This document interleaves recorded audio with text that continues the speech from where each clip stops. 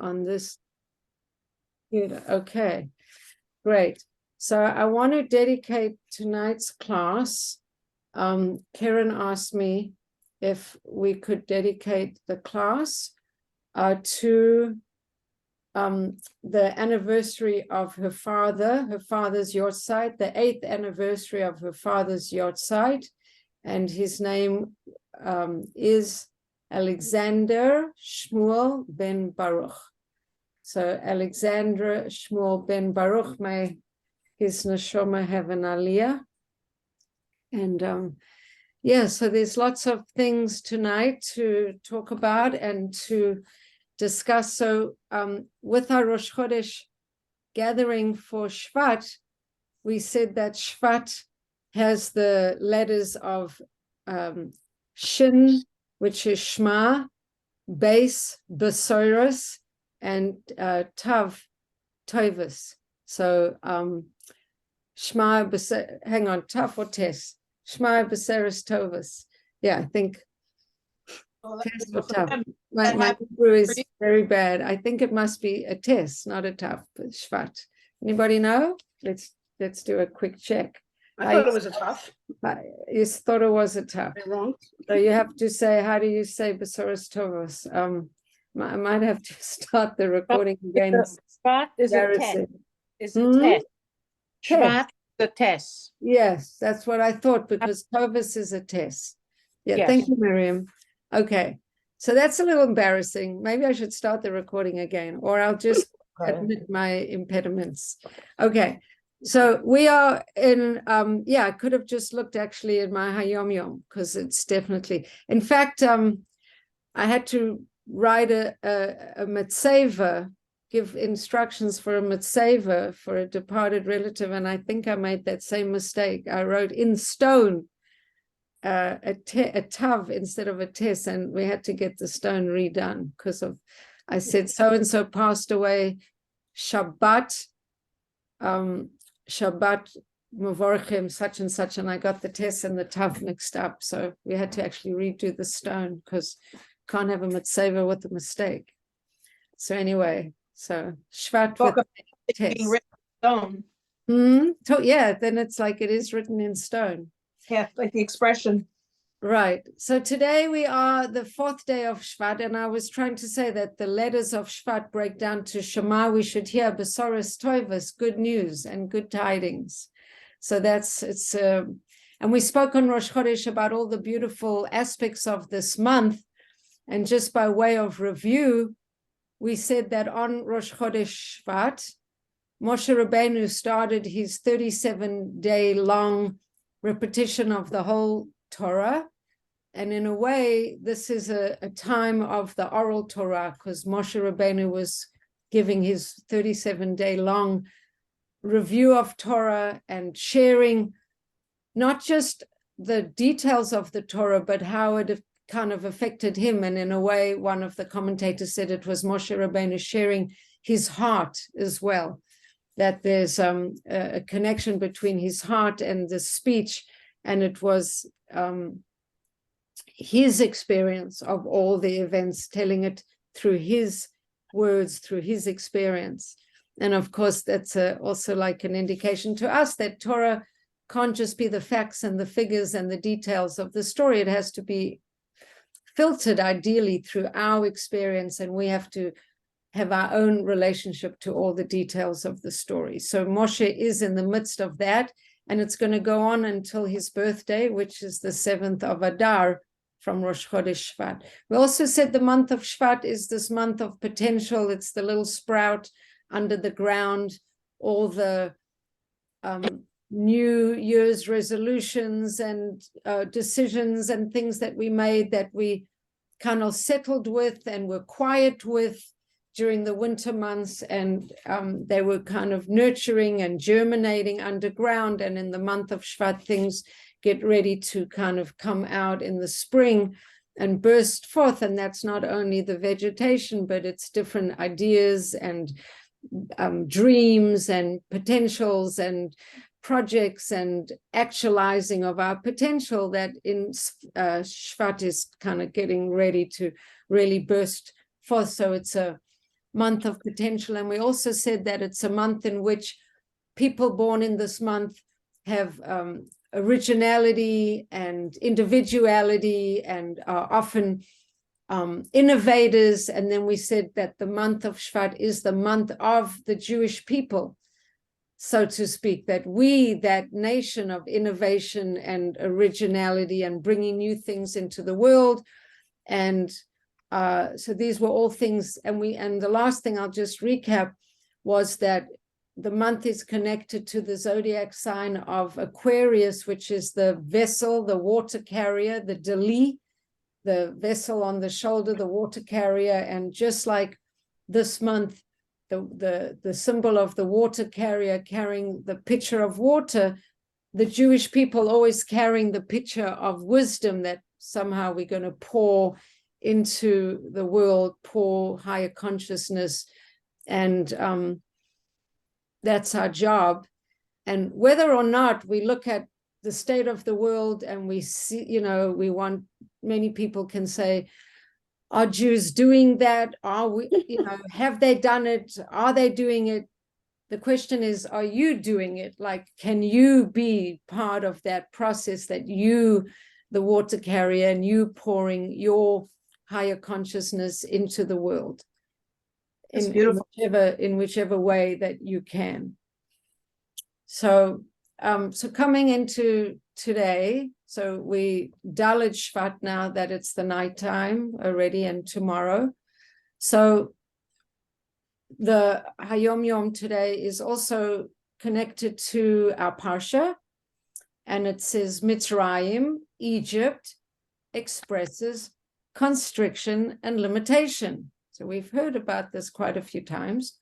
The spiritual Egyptian exile is the animal souls restricting and concealing the godly soul so severely that the godly soul is compressed to the degree that it is diminished and obscured.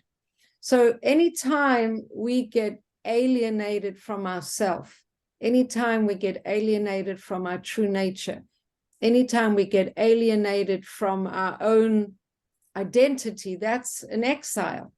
So we commanded every single day to remember us going out of Egypt.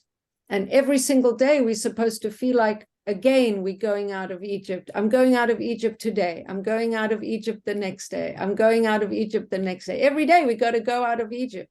So every day we've got to be in this place of, I'm not going to let my spiritual, ideological, connected soul self get squished out by my material, anxious, task-orientated, I have to do this, I have to do this, I have to go shopping, I have to, go to the gym, I have to do all this, have to's.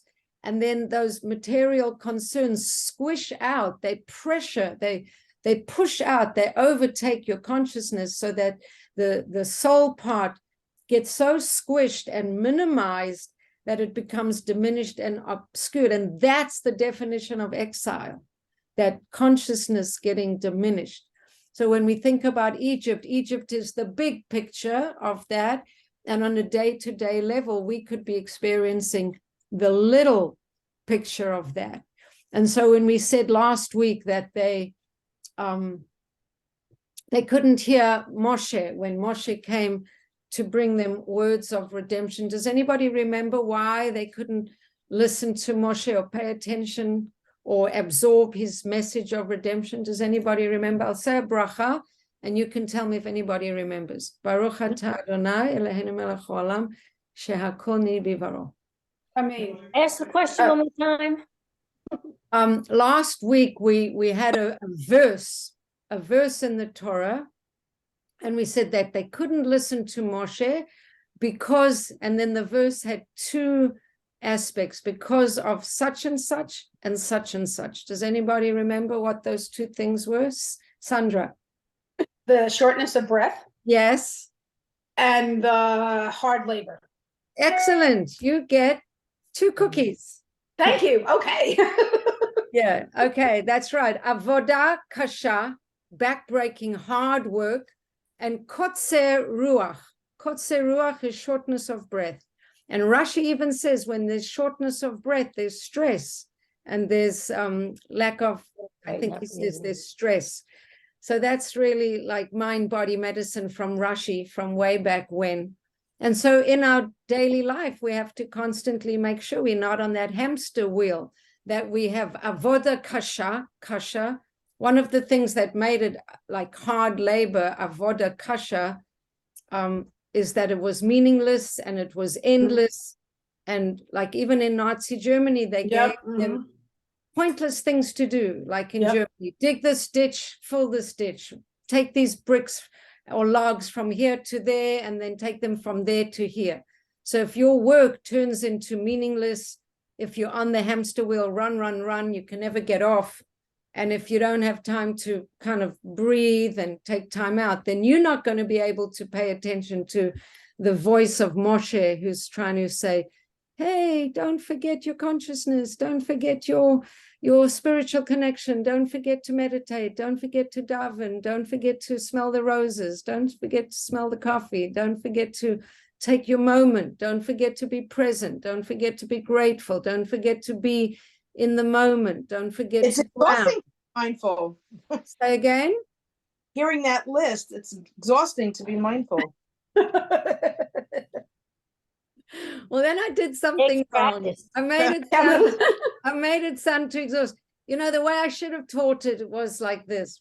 Don't forget to be mindful. Right, you go. Right. Don't forget to be present. Yes, I said it in a very hamster on the wheel kind of way. So sorry. That was, Yeah. I don't know if I told you this in the past, but there was a cartoon when I was doing this mindfulness workshop, and it shows a hamster on the wheel, and then next to it, it shows a hamster sitting with his legs on both sides of the bottom of the wheel in a shavasana kind of moment, and saying, I didn't know I could stop. Right. Okay, so that's the consciousness of Mitzrayim, and it's present and alive and well and living in our reality every single day. And every single day we have to kind of have that in mind, that we don't want this the animal soul to make its demands so loud that it conceals the godly soul so much that the godly soul gets diminished and obscured.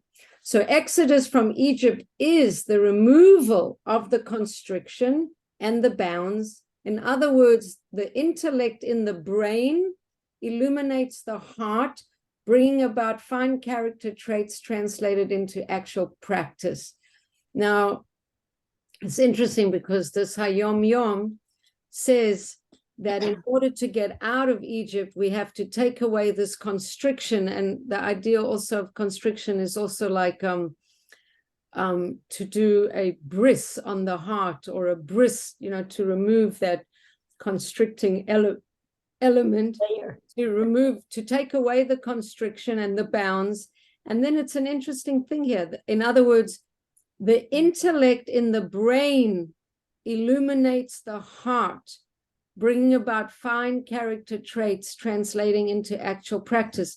So I think that one of the ways we can say fine character traits, it's not just kindness and goodness and whatever, but it's understanding this, like what kind of midot could you have that can enable you to relax and get off the hamster wheel? What are the midot that you need to hop off the hamster wheel? Let's go through the six, the midot. There's chesed, gevura, tiferet, netzach, hod, and yosod. Are there any midas there that you think can be helpful to help you get off the hamster wheel? I'll translate those into English. Kindness, the ability to make good boundaries, the ability to have compassion on yourself or on others, determination, the ability to surrender, and then communication or ground. All of boundaries Are there any in particular that can help you to stop running, to get off? boundaries? I mean, so you don't Yes, run yourself ragged trying to do everything for everybody. right. And- That's really an important one, that a woman, but really, although making boundaries on the feminine side, it's an aspect of the left side of the tree of life. We do for other people, that ability to say enough, I can't do anymore, I'm going to say no. That's from the aspect of Gevura. Is there another one that you can think of? Surrender. Surrender. Yeah. Because Linda, trying you to can control see- everything, it can, keep you crazy. Yes. So the netzach is I got to go, I got to do, I've got to keep moving. And hod is the opposite, which is, okay, hang on. I did a bunch. Now let that integrate. Let me kind of sit back and just let what I've done, permeate and penetrate. And I'll just kind of take that breath. So all the midot on the left side, even if we go to Chochmah and Bina, Chochmah is I need to learn, I need to get more ideas, I need to, increase my, my knowledge. Bina is the, hang on, let it integrate. I got to chew on it. I got to digest it. I got to internalize it. And so all the midot on the left side, when we say good character traits, not just be nice and sweet, it means use your brain to help you stay in balance. And if you're in balance, then you're going to be on the hamster wheel. Then you're going to be like Susan's little cartoon, and you're going to lay on the bottom of the wheel for a little while and then catch your breath. And, you don't have to keep running just because the wheel turns. You could stop and the wheel will stop turning. Okay. So that's general ideas about Mitzrayim and what it means to get out of Mitzrayim, and the general construct of the constriction of Mitzrayim. But let's get more into the nitty-gritty. I'm just going to run and get a paper that I need, and I'll be right back. Okay. It's just weird in You the walk middle. up the mountain. What? I guess she's in the sand cave now. Yeah. Yeah, exactly. Yeah, I know, it's so funny. I could watch it and it's like, wait, that's like something so freaking, it's weird, but cool. Hi, Cheryl. It's so good to see you. Hi, Nikova. You too. Thanks. Good to see everybody, but I haven't seen Cheryl since the Shabbaton. Yeah. Okay. Yeah. Yeah. Yeah. We I forgot understand. this happens on Wednesday nights. That's why. Yeah, that's right. You haven't been on this. We Yeah. have This is a fun place to be, Wednesday. Mhm. Fun place to Yes. be. So we're in the middle of this whole story of this cosmic battle, really, between Moshe, who's the voice of consciousness and waking up and being connected to God, and Paro, who not only is the symbol of unconsciousness, but Paro thinks that he is a god himself. That was the nature of the Egyptian culture, that the Pharaoh was a god. He was treated like a god. He thought of himself like a god. He made decrees like a god. And the whole story of, and we're going to look at it even more deeply when we get into the actual nitty-gritty of the Parsha, is that Paro in our consciousness symbolizes the ego, the big me and the I. And then Moshe is the one who symbolizes the consciousness, the bringer, downer of Torah, of connection to God. And so Moshe is always the one who's going to be trying to break through that Pharaoh mentality with the reality of God consciousness. So how does it happen? So last week we had the first 7 of the 10 plagues, and we were very busy talking last week about constricted consciousness. And what else did we talk about last week? We didn't talk about the plague so much. We talked about the burning bush the week before. And last week we were talking about exiles, all the different exiles. Oh, we were talking about the Jews paying off cosmic debts from previous generations. Last week we spoke about the fact that the Jews were paying off cosmic debts from the B'nai Enosh, who was the children of Adam, who got into idol worship. They were paying off cosmic debts from the nation of the Mabul that were very involved in sexual immorality. They were paying off cosmic debts from the generation of the Tower of Babel and the generation of Sodom.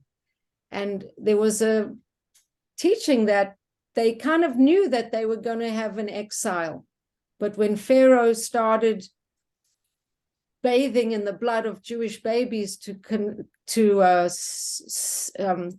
solve his eczema, his leprosy problem, the Jews said, this is too much. They cried out, and then we had Hashem paying attention.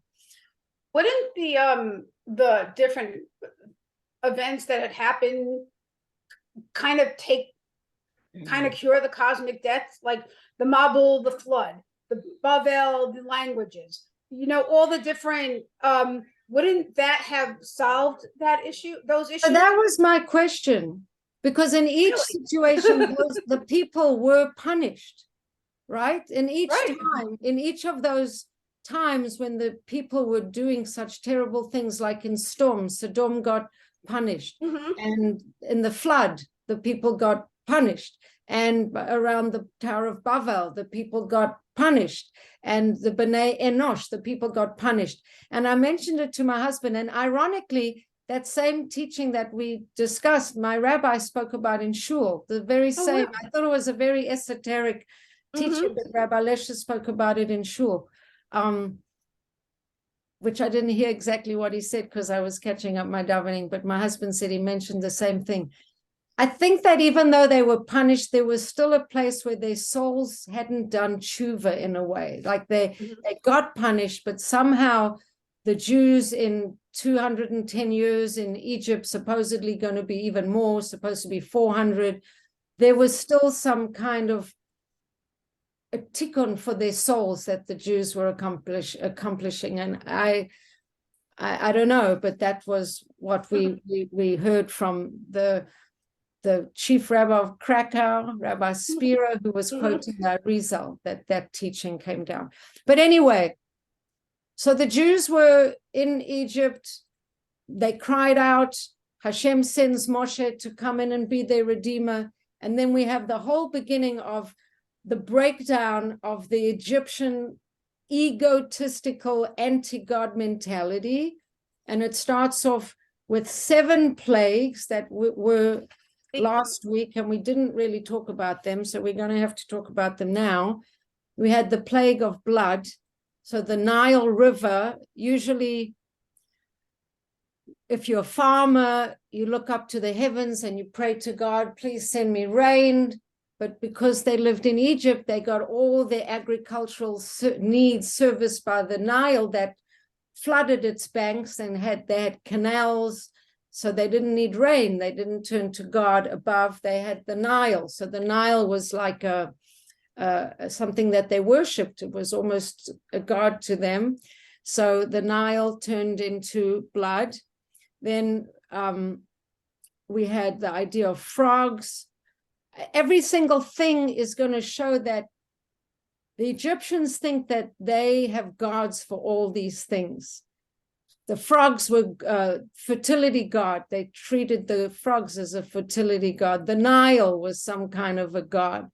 Everything is Hashem saying, you think that these elements of nature are not working for me?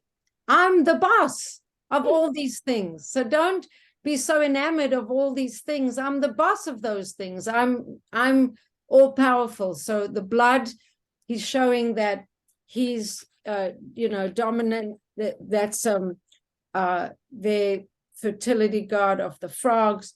Then the lice. So Hashem is ruling even over the dust of the earth. The wild animals, Hashem is ruling over all the animals of the land. Pestilence, which came through the air, because it was like a virus. So we all know now how viruses spread through the air, airborne. So Hashem know showing what? his control over that. Maybe, Or- I'm sorry to interrupt. Maybe the blood, the Nile turning to blood was actually, what they call a red tide, that toxic red algae. Maybe Hashem did that. Well, when the Jews, the irony about, not the irony, but the interesting thing about all of these plagues is that if the Jews took water from the Nile, it was water. And if the Egyptians took it, it was blood. So there are rational explanations. Maybe it was this and maybe it was that. But with the wild animals, they came right to the border where the Jews were. No wild animals where the Jews were. And in fact, there was some discrepancy where the Egyptian border was, and the animals went right up to a certain line, and then was like, oh, okay, that answered that discrepancy. So then there was boils, which was showing that Hashem can cause any living person or animal to suffer or to be healed. And then a very powerful one was hail, which our teachers tell us that, first of all, there's not usually hail in Egypt. It was, hot desert environment. And inside the hail was fire. So there was a combination of fire and ice, which is completely miraculous, which is showing that Hashem has, controls over the elements and can dictate that they can even behave in an unnatural way. And then that's where we got up to last week.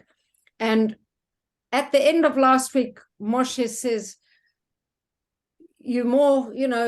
I've sinned and I've made a mistake, and your God is very holy. And he has a big kind of change of heart. And it seems like he's giving way, but then he doesn't.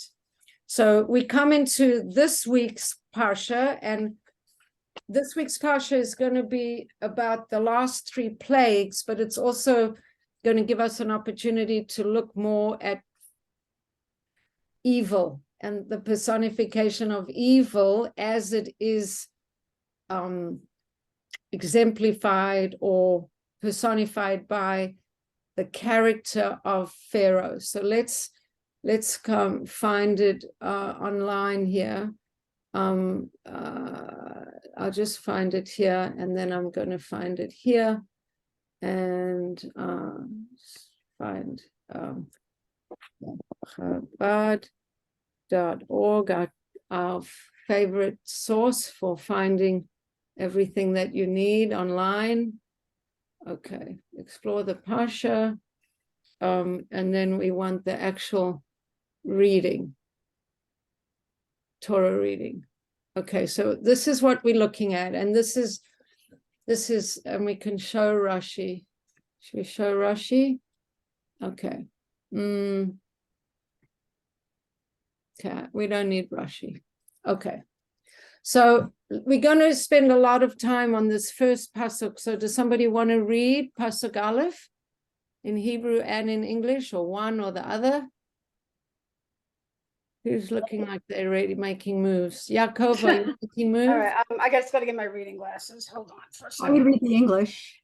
Okay, Yaakov is reading the English. I'll do the Hebrew.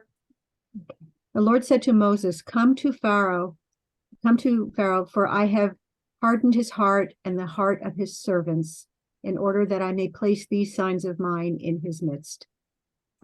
Okay, so that's English. And are you going to read the Hebrew? Yeah. Vayomer Hashem el Moshe bo el Paro ki ani hechtati et lebo ve'et lev avadav laman shti otiti ele bikarbo. Great. I didn't know you were such a good Hebrew reader. Were you always so good, or just since last week you improved? Yeah, right. No, I actually could read it fine. Unfortunately, I can't speak it at all. Okay. So the modern Vayomer- Orthodox yeshivas didn't teach the language. Yeah, that was very good. Vayomer Thank you. Hashem, and Hashem says, El Moshe, to Moshe, Bo El Paro. Parsha's Come both. to Paro. So that's the name of the Parsha, Bo, come. Oh. Come to Paro. Ki ani hichbadati, I've hardened et libo, his heart, ved lev avadav, and even the hearts of his servants, not just Pharaoh's heart, but the hearts of his servants, Lema'an, in order that sheti oisesi ele bekirbo, that I can place these signs of mine in his midst. And we'll just read the next one, because this is really the whole point of all of the plagues. Somebody want to read the English of number 2? And in order that you tell that you tell into the ears of your son and your son's son how I made a mockery of the Egyptians, and that you tell of my signs that I placed in them, and you will know that I am the Lord. So all of these plagues, it's all a big education experience. And it's not to punish the Egyptians just. I mean, there is a lot of punishing of the Egyptians, but it doesn't say here, in order that I should punish the Egyptians. What does it say? What's the reason for all what's going to happen? Just to let them know that he's there, that Hashem is there. They're not over God. Right. In order that you tell into the ears of your son. And is he talking about Pharaoh's son or Moshe's son? Doesn't he mean future generations? Of Egyptians or Jews? Ears of your son. Oh, I know we say it at the Seder. I'm going to go on with No, Jews on this point, because all of Egypt weren't they most of them annihilated? Okay, so let's look at the grammar. The Lord said to Moses, the Lord Hashem said said to Moshe, come to Pharaoh, because I've hardened his heart and the hearts of his servants, in order that I should place these signs of mine in his midst. And then he says, and in order that you, Moshe, tell him right. In order that you of tell your His sons son, weren't there. His and sons your weren't son's there. son. That's right. how I made a mockery of the Mitzrim, and that you shall tell of my signs that I placed in them, and you will know that I am God. There's a big chinuch, a big training, a big educational experience, not just for the Egyptians and not just for Pharaoh, but for us also, that we should know all of this. Or wasn't also Moshe Pharaoh's son too? So that's an interesting question. So Moshe was, he was the adopted son of Pharaoh's daughter Batia. Why was he adopted by Batia? Because there was a decree that all the little boys should be thrown into the Nile. Why was there a decree that all the little boys should be thrown into the Nile? Because Egyptian sorcerers and magicians and astrologers predicted that this Jewish nation, who were providing all the labor, or not all, but significant amount of labor in Egypt, were going to have a redeemer, and he was going to save them. And it was going to be a boy. So then their great solution was, well, let's just get rid of all the boys, throw them into the Nile. The first solution was get the midwives, Yocheved and Miriam, to kill them while they're giving birth. But then we said we had the first example of civil disobedience, and they said, no way, we're not doing that. So the next plan was throw them all into the river. So Yocheved, who was Moshe's mother, had a miracle for her. Yocheved's mother gave birth 3 months early, and they had infiltrators. They had soldiers from the Egyptian regime living amongst them in Goshen to see who's pregnant. And so they know, oh, she's in her 9th month, there's going to be a baby soon. And then the soldiers would come and take away the baby. So a lot of things are not new. So Yocheved had a baby 3 months early, and she hid him. And when it was going to be time that the soldiers would know that she's supposed to give birth, they put him in the little basket. And then Batia, Pharaoh's daughter, according to our teachings, wanted to convert to Judaism. Interesting fact. And she went to the Nile to do mikvah, and she saw the baby. And that's that miracle. She stretched out her hand, and her hand stretched, and she got the baby. The baby didn't want a nurse from any Egyptian wet nurses. So Miriam, who was watching from the sidelines, she said, I'll get my mother. My mother can be the wet nurse for you. And so the mother got called, and Moshe, actually stayed with Yocheved while he was nursing. And I just learned last week, he stayed at home till he was 12 years old. Now, I don't know if Wow. that's everyone's opinion, but Wow. that's certainly some opinions. And then he went to the palace. So he was in the palace from 12 to 17 or 18. When he struck the Mitzri, the Egyptian who was abusing and beating up a Jewish man, which is a whole big story, and he kills him, which is another big story, and he runs away. I think he wasn't so old. I don't know if he was 17, 18. He wasn't so old, but then he's in Ethiopia for a long time.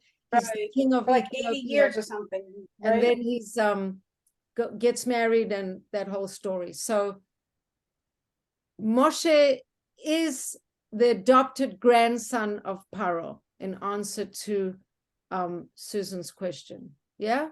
Okay. Yes. So the first question on this week's Parsha is, why does Hashem tell Paro, come to Paro? Come to Paro instead of go to Paro.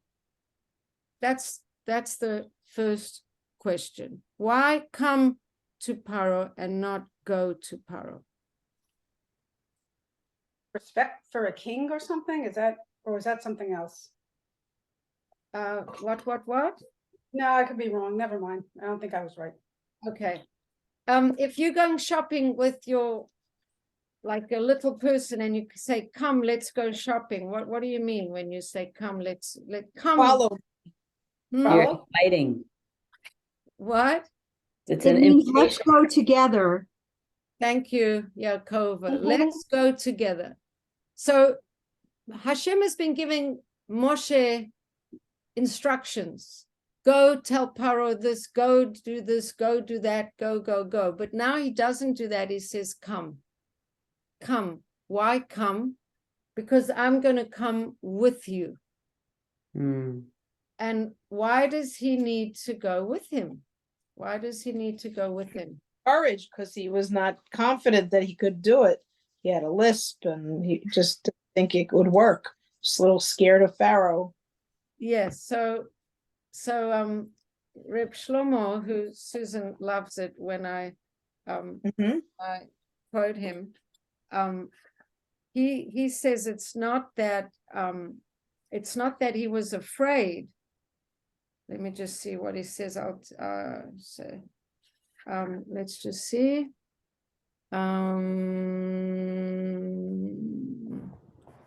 I like to say it the way he says it, because he says it in such a the way he says it. He says it's not that Moshe Rabbeinu was afraid that Paro would teach him how to be bad, because Paro is the epitome of evil. That's not the point. Moshe simply didn't want to ever see such utter darkness. So when Hashem says, I'm going with you, Hashem is letting Moshe know, you're about to approach the bottomless evil which exists in the world. So this is a little bit like when Queen Esther approaches Achashverosh. She has to go through his palace, past all the avodah zorahs, all the idols, going.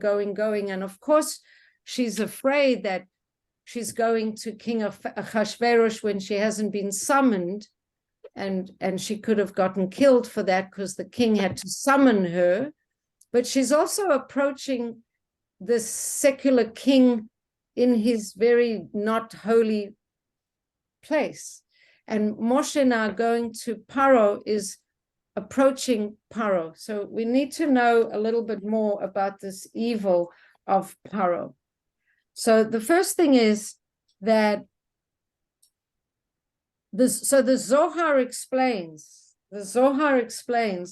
who is Paro. And it's quite intense who this Paro is. So let's see, what does Rabbi Shimon say in the Zohar? Rabbi Shimon Bar Yochai describes how the Almighty brought Moshe through rooms within rooms until he reached the most formidable spiritual reptile, the upper Tanin. Okay, this was Pharaoh's soul root. Okay, let me come in from a different. Rabbi Shimon says that Hashem brought Moshe into a chamber within a chamber. He brought him to the supernal and mighty serpent, from which many levels of evil descend. And Moshe was afraid to approach Paro by himself. Paro is not just this egotistical king of Mitzrayim who doesn't know God. Paro is representing a force, a spiritual force of tumah, of evilness. The Zohar says that Moshe actually realizes that Paro's soul originates in a higher place than his own soul. Whoa. That's pretty Wow. wild, right? Wow. Why? Why is it? Because it says that Moshe's soul comes from the level of Chokhmah, because remember, there's Chokhmah, Bina, Da'as, and all the other things. Paro's soul comes from a level above Keter. It's a place that connects to, it's the outer dimension of Keter, a chaotic powerhouse of energy. Accessing these energies is liable to bring down a deluge of destructive forces that are better to avoid.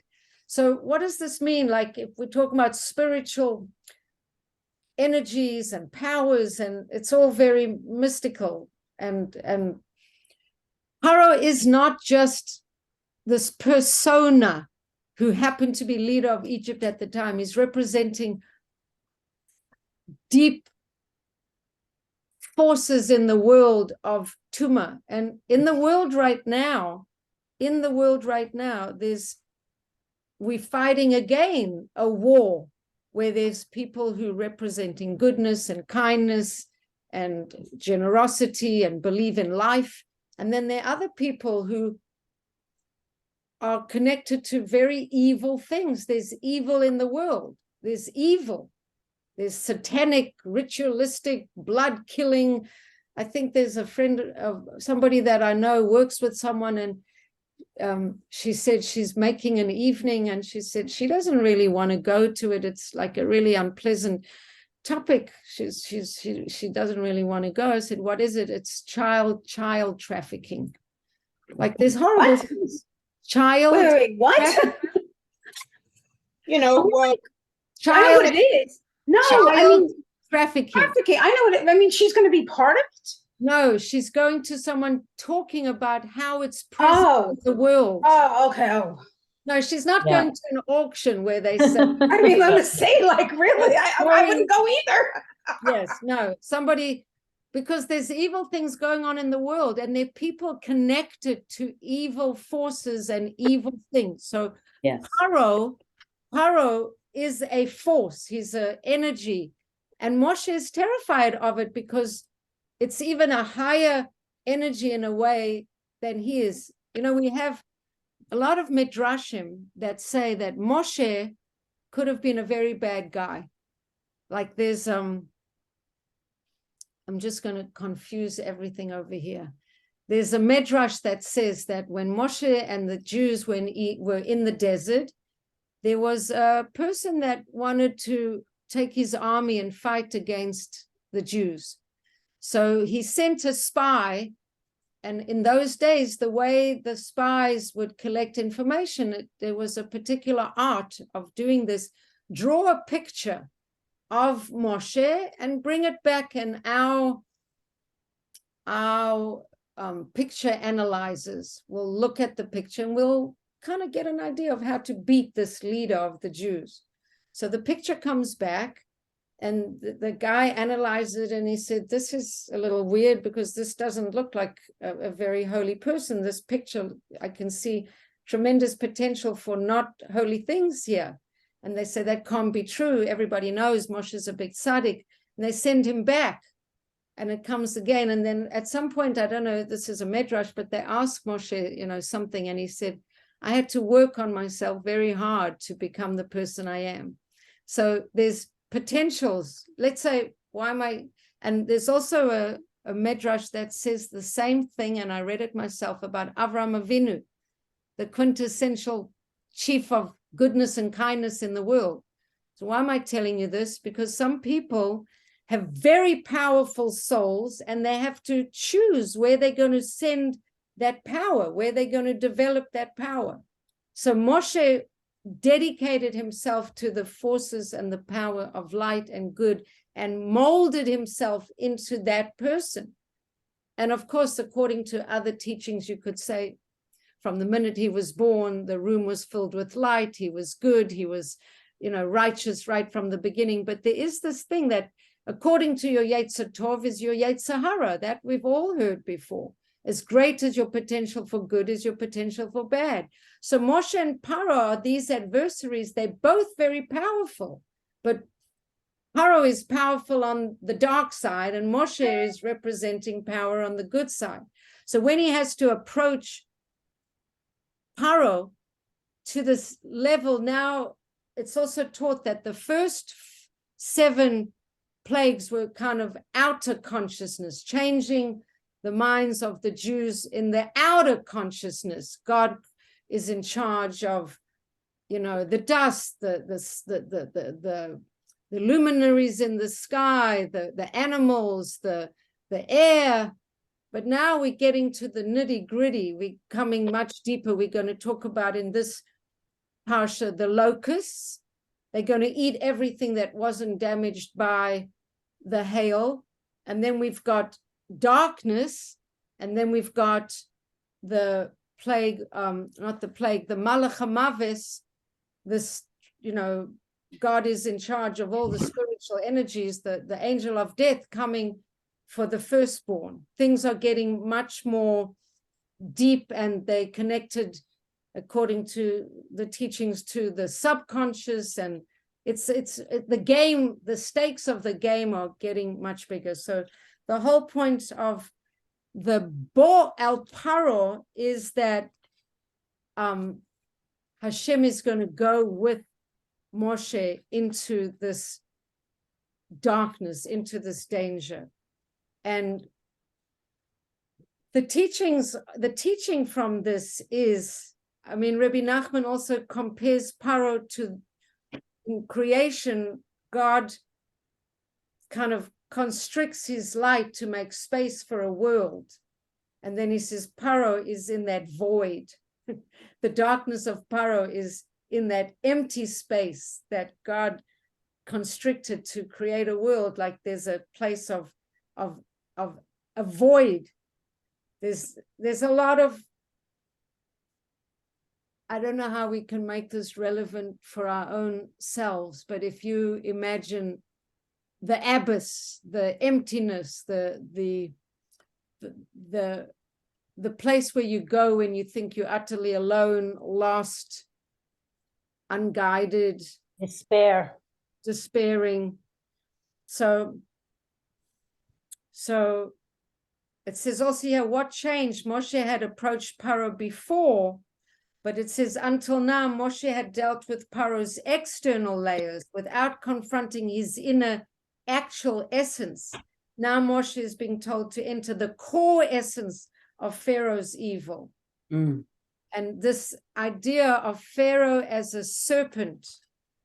What is this thing about Pharaoh as a serpent? So, we learned something this over the week, last Shabbos, about that the word, you use the word Tanaim, right? And you read it. I just listened for that because the Nahash was like what the evil was on land, but in water it was referred to as Tanaim. Tanin or Tanaim? Tanim. Tanim.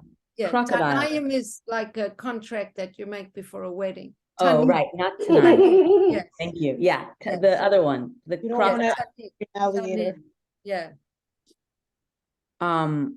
Yeah. So you asked like why his power was greater than Moshe. Was it because he was from the Nile? Like he had water, like Torah, water is Torah if for a good source, but if it's from a deep source, it's like completely tuma. I don't know. It just But I think she also asked why is he compared to the serpent, and the same way though that he was able to manipulate like I think the Jewish people into working for him and eventually becoming slaves. The serpent was easily able to manipulate. If that's makes sense. Yeah. Yeah. I remember reading that also. Was that last week or something? I thought I saw that somewhere as well. Yes, last week. So let me just, so I have a thing about the serpent, because there's a lot of serpent and reptile imagery going on. So let me just see, because I read okay, let me just see. So Rav Yitzchak Ginsburg brings a whole Torah about it, so I'm going to get there in a minute. Yeah, so the prophet Ezekiel states, "Here I am upon you, Pharaoh, king of Egypt, the great Tannin that lies in its rivers." God took upon himself the task of fighting the great reptile. Then God said to Moshe, "Come with me to Paro." There's a whole thing with this reptile imagery. So it says in the Zohar, Rabbi Shimon Bar Yochai describes how the Almighty brought Moshe through rooms within rooms until he reached the most formidable spiritual reptile, the upper Tannin. This was Pharaoh's soul root. As Ezekiel says, "Here I am upon you, Pharaoh, king of Egypt, the great Tannin that lies in its rivers." And, you know, we have other kind of things with reptiles. Moshe's staff turns into a snake. Aaron's staff became a Tannin, a reptile. And then we've got teachings about the great Tanninim, the Leviathan, the great Tanninim. So, Wow.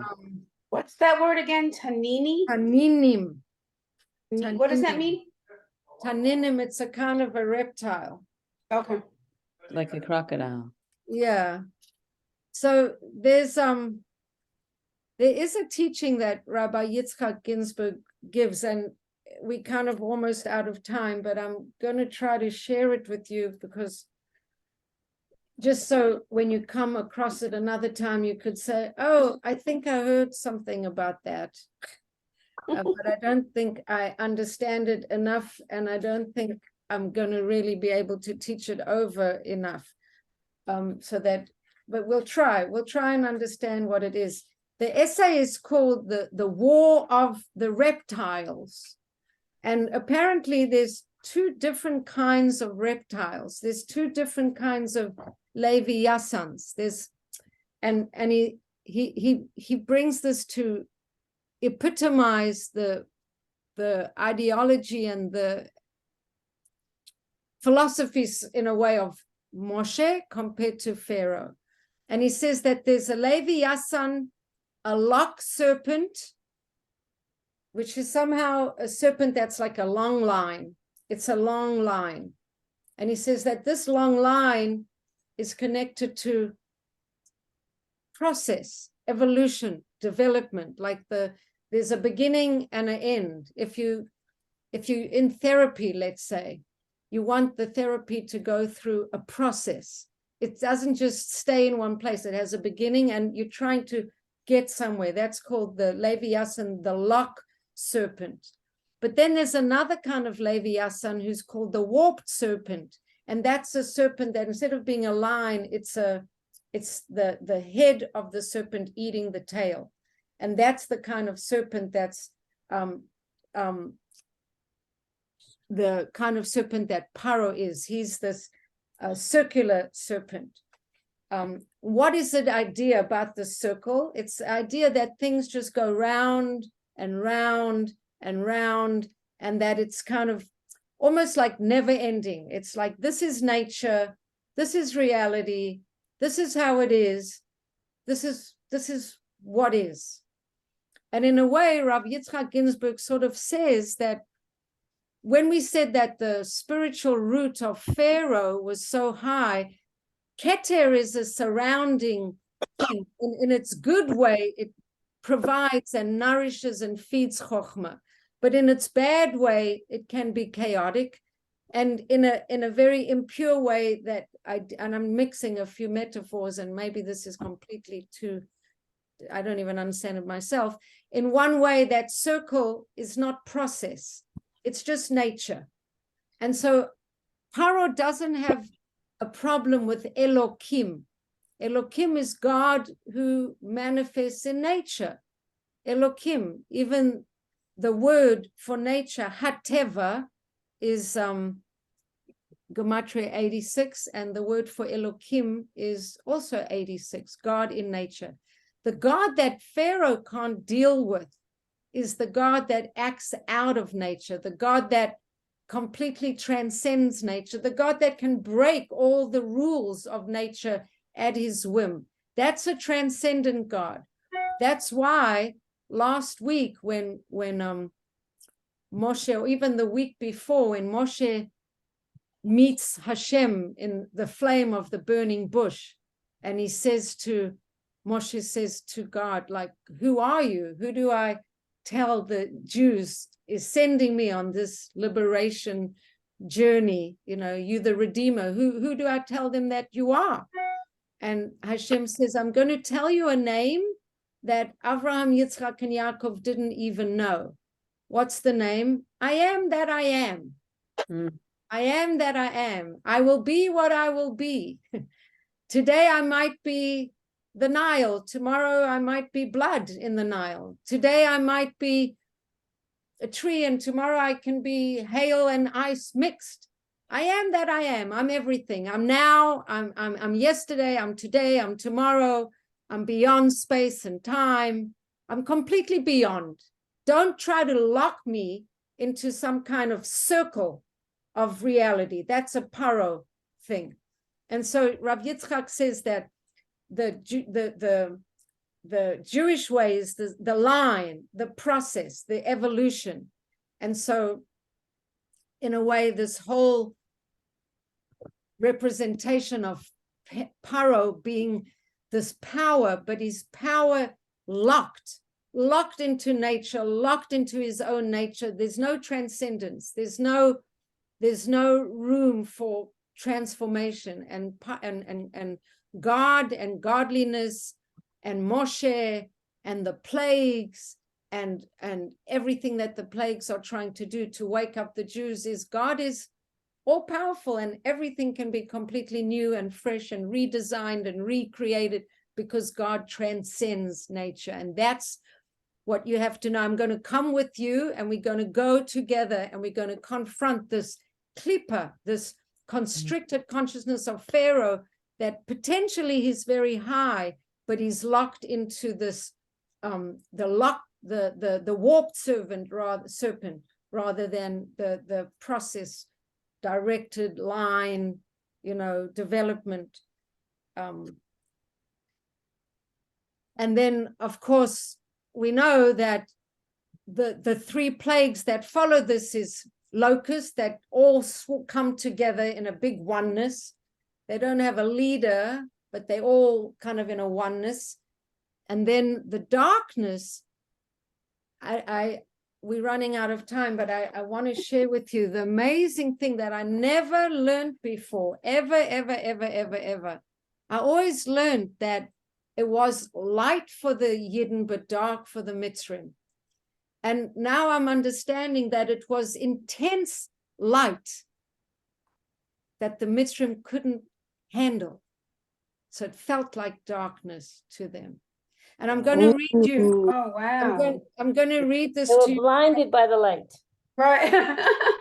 It's not just that they're blinded by the light. Can you imagine if you are full of misconceptions and full of the wrong values and full of leading your life in the completely wrong way, and then a light comes and shines on all of your imperfections and all of your wrong thoughts and shows you how utterly off track you are in every single way. That's how the leftists can't, Overwhelming. they can't answer a question, or when they get asked a question, a direct question, they dodge it, or they try to come up with another question. It's the same what you just said, because when facts are right in front of them, they can't deal with it because they're believing their own misconceptions of this, transgender rules or the woke or whatever, crap junk is out there, and they can't, and you watch it all the time. They cannot answer a question because it's not logical. So, I mean, this is new learning for me, this thing. So I'm going to have to substantiate it with some quotes here. So it says the Midrash offers a source. So it says, nothing we know or can imagine approximates the darkness that overcame Egypt. It was miasmic. There was substance and body to it, not merely the absence of light. So different in character was this darkness that the Midrash labors to understand where it came from. Where did such darkness come from? And the Midrash offers a source. The darkness came from on high, from the heavens themselves. But what could this mean? What darkness is there above? Above, there's only light. This is the Nesivus Shalom. Moshe was told to stretch his hand over above the heavens. We would have expected him to be instructed to lift his hand towards heaven. Moshe, however, was not meant to point with his hand in the direction of a higher place. He was told to reach above the heavens, take hold of some lofty and elevated spiritual level, and bring it down to Egypt. There explains the Toldos Yaakov Yosef, this wonderful light would turn to painful darkness for the Mitzrim.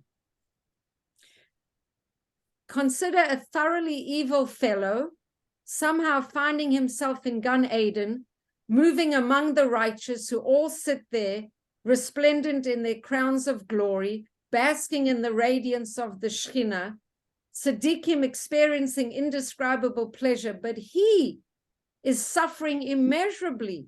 He can't relate to the spirituality. He experiences Gan Eden as extreme discomfort. It's not relevant to him. He doesn't understand it. He understands it's something good. He senses it's something good, but he's missed every opportunity to access it, partake in it, have reward of it.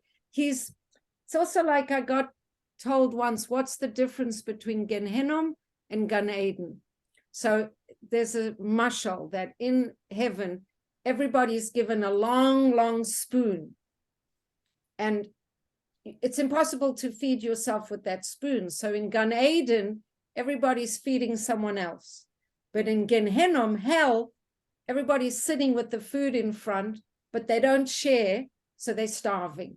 They don't offer to help the other person with their ridiculously long spoon, so they're all hungry.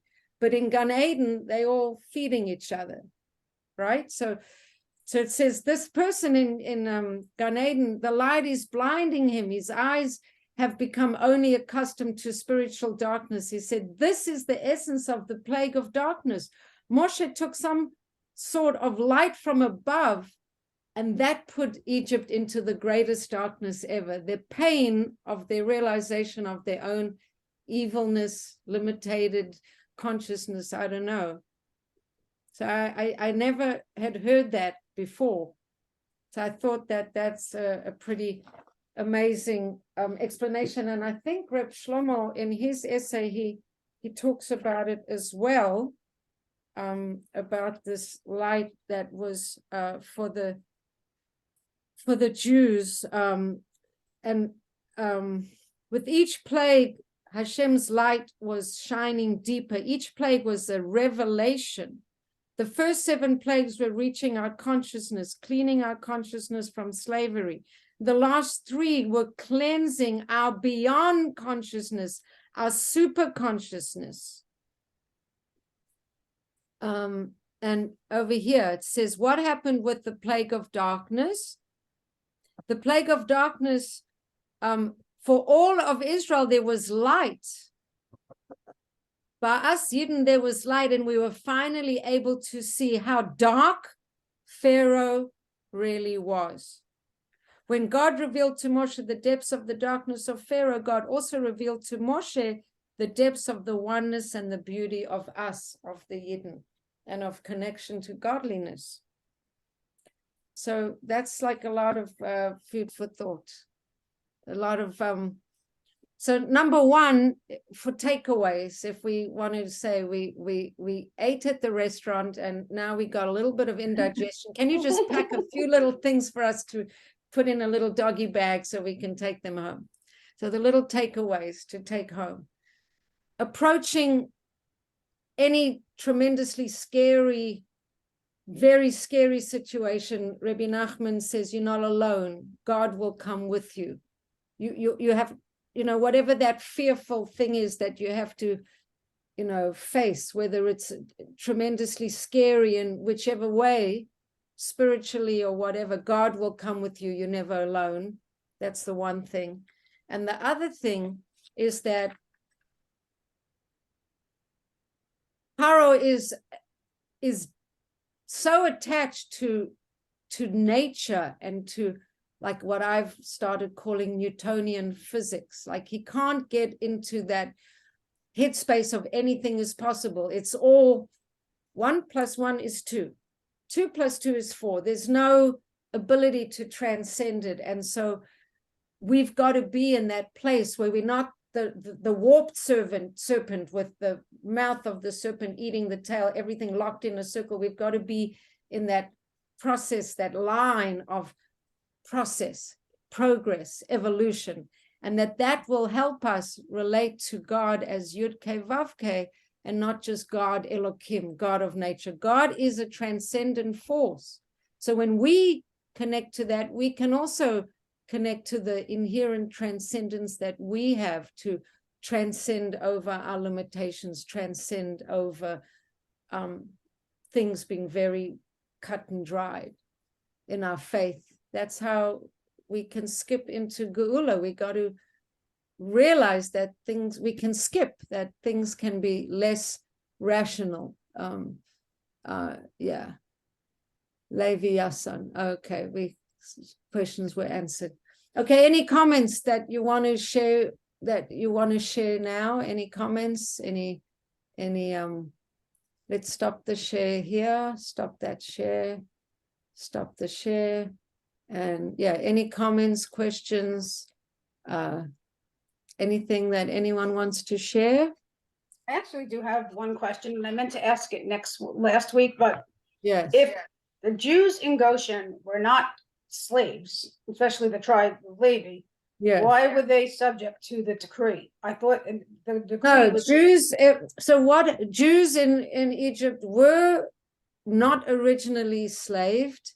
Mhm. They originally came as guests of Pharaoh because Right. Joseph was second to Pharaoh, and they came in, and Pharaoh gave the Jews prime real estate in Goshen, and everything was wonderful. And then all of the 12 tribes died out. Joseph died out. That whole generation died out. And then Pharaoh, it says, Vayaka Melech Hadash, a new king comes. And then this Melech Hadash, Velo Yada Yosef, who didn't know Yosef. How could he not know Yosef? Yosef was a pretty well-known guy. Maybe he chose not to know Yosef. But then he says, the Jews are so numerous. There's so many of them. What are we going to do with them? So they came up with a plan. Let's start getting them involved in, civil projects. And in the beginning, the Jews volunteered. It says, like, on the first day, Pharaoh's like, let's see how many bricks we can all make. I'll help, I'll work. And everyone makes, yay, we show what good civil servants we are. And, we all involved and we all help, helping. And then Pharaoh says, okay, you guys have to make those every day. And then slowly they get more and more enslaved, not the tribe of Levi, but the rest of the population does get enslaved until they were thoroughly enslaved. So I don't understand what was if the tribe of Levi wasn't enslaved, how come they were subject to the decree of killing of the firstborn? Oh, that's a good question, but I guess the killing of the firstborn wasn't affecting their work schedule. That was a different thing. That was a procreation story, not a work story. So but I'm just thinking, is if Levi really wasn't they never became slaves, they really shouldn't have been subject to that decree. Well, they were. I Because- know. I'm because- just, I Because guess. Yocheved is a Yeah. granddaughter of Levi, and Amram. Right. Actually, Yocheved was Amram's aunt. I found out that's Ah. Moshe's parents. Mhm. Yocheved was older than Amram, and his Mhm. wife also his aunt. Wow. That's interesting. But yeah, so they Mhm. were subject to the rules, Mhm. though they weren't subject to the slavery. Right. Yeah. And they weren't able to come, they were not able to come and go out of Egypt either, right? They were The allowed Levi. just to be there. Yeah, they were not slaves, but they weren't allowed to go out of Egypt, right? I guess not. Until the redemption. Okay. Yeah. Mhm. Any other questions, comments? Is it- Yeah, that article that you mentioned, Rav Ginsburg's The War of the Reptiles, is it an article? It's a Oh, it's in section. it's in his book called The Inner Dimension. Okay. It's in a book. If you looked online for Rav Yitzchak Ginsburg, The War of the Reptiles, why was Moshe afraid of Paro? Maybe you'll find it online, maybe in Safaria. And I yeah. think Yaakova put up an article in the chat section on the Levi Yasan. So Thank thank you. for that. Yeah, I just sent that to my email. Thank you, Yeah. Yakova. Okay, Yeah, I'm gonna so- read that. Okay, so I will make an announcement about Tu B'Shvat. Hopefully the announcement will go tomorrow, and I'll try and get clarity about what's going to be. I'm sorry to leave you in the dark.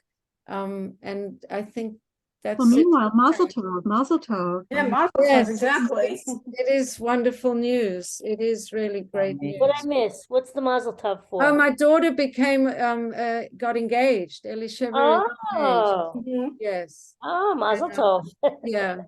Yeah, so it is Wonderful. news. But I was going to host a Tu B'Shvat thing in not this Sunday but next Sunday, but it's she's having an engagement thing in Brooklyn. Gotcha. So I have to figure out if I'm having the Tu B'Shvat on Monday or I'm not. I'm just letting it go or what. So as my husband says, I don't really like to let things go. I try to not let things go that I value. So we'll see what happens. Can you do Okay. both? So if I go to the engagement on Sunday and then I come back and do the Tu B'Shvat on Monday, then I could do it because Tu B'Shvat is Sunday night and Monday, so we could have it on Sunday night. I just Well, have to make ask for sure that I help. don't fall apart. Ask us for help because, we can come Yeah. over and do stuff. Yeah, yeah. Yeah. I offered my house and she was like, no, I want to She do likes it. to have it at her house. Yeah. Her house is the meeting spot.